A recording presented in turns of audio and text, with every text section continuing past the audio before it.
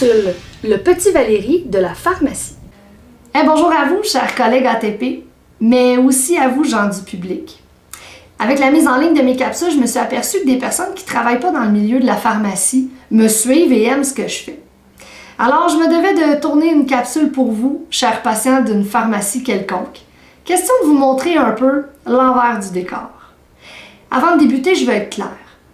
Dans cette capsule, je ne me moque pas et je ne veux surtout pas blesser personne. Seulement informer les gens sur des croyances un peu erronées ou des moments plutôt cocasses en pharmacie. Il y a le petit Robert, le petit Larousse et maintenant il y aura le petit Valérie de la pharmacie. Alors je me lance. Tout d'abord, chers patients, sachez que Teva, Apo, Sandoz, PMS, Mylan, pour ne nommer que ceux-ci, sont des noms de compagnies génériques, pas des noms de médicaments. Alors, si vous me téléphonez pour renouveler en me disant « Ouais, je vais prendre mon Apo, mon Teva, mon Sandoz, s'il vous plaît », c'est pas que je suis de mauvaise foi, mais il y a des chances que ça soit pas prêt à votre arrivée.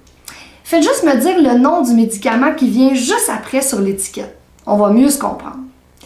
Si vous avez peur de vous tromper dans le nom du dit médicament, des alternatives s'offrent à vous. Comme par exemple, dites-moi à quoi ça sert, ou tout simplement, donnez-moi le numéro de l'ordonnance qui se trouve sur l'étiquette. Le reste, faites-nous confiance, on s'arrange avec ça. Dans le même ordre d'idées, quand vous venez à la pharmacie en personne pour faire renouveler vos médicaments, sentez-vous pas obligé de nous amener vos pots de pilules. C'est pas nécessaire. Puis ça l'est encore moins quand ils sont ornés d'un restant de ketchup collé ou d'une petite lichette de Nutella. Arc! Mettez-vous à notre place, on est obligé de prendre ça avec nos mains. Mais la chose qui génère le plus de moments cocasses en pharmacie, c'est sans doute la prononciation des noms de médicaments. Tu sais, c'est tout à fait normal d'avoir de la difficulté à prononcer ces mots-là. C'est assez rare que dans un souper de famille, on va s'amuser à réciter des noms de médicaments triés sur le volet. Alors, j'ai décidé de vous faire un petit lexique des noms les plus massacrés en pharmacie. D'abord, on ne dit pas activant, on dit attivant.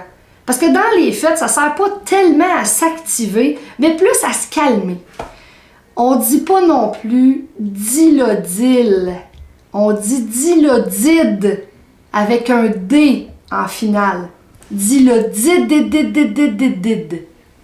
On ne dit pas non plus lipidor, on dit lipitor. Parce que c'est pas tant pour dormir que t'en remettre sur le piton avec ton cholestérol. Ouf! Quel jeu de mots! Mon cerveau saigne! Et pour finir avec les massacrés de la pharmacie, je vous dirais ceci. Vous n'êtes pas dans l'erreur quand vous prononcez un nom de médicament en français. C'est quand c'est dit en anglais que c'est plutôt cocasse. Tu sais, comme on dit l'enzoprazole, pas l'enzoprazole. C'est pas que c'est mauvais, mais on trouve ça vraiment comique. Une bonne façon de vous souvenir de vos médicaments, c'est encore de se garder une liste à jour de ceux-ci dans votre portefeuille. Non seulement vous pouvez les lire chaque jour, mais ça peut être utile dans différentes situations, comme par exemple celle d'une hospitalisation d'urgence. Tu sais, avec tout ça, je m'aperçois que j'ai encore plein de choses à vous dire dans mon petit Valérie de la pharmacie.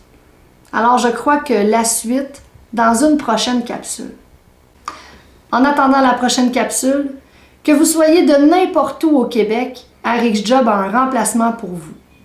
Alors, si vous avez envie de briser la routine, augmenter vos revenus ou avoir un horaire adapté à vos besoins, inscrivez-vous comme remplaçant sur rxjob.com. Bye bye!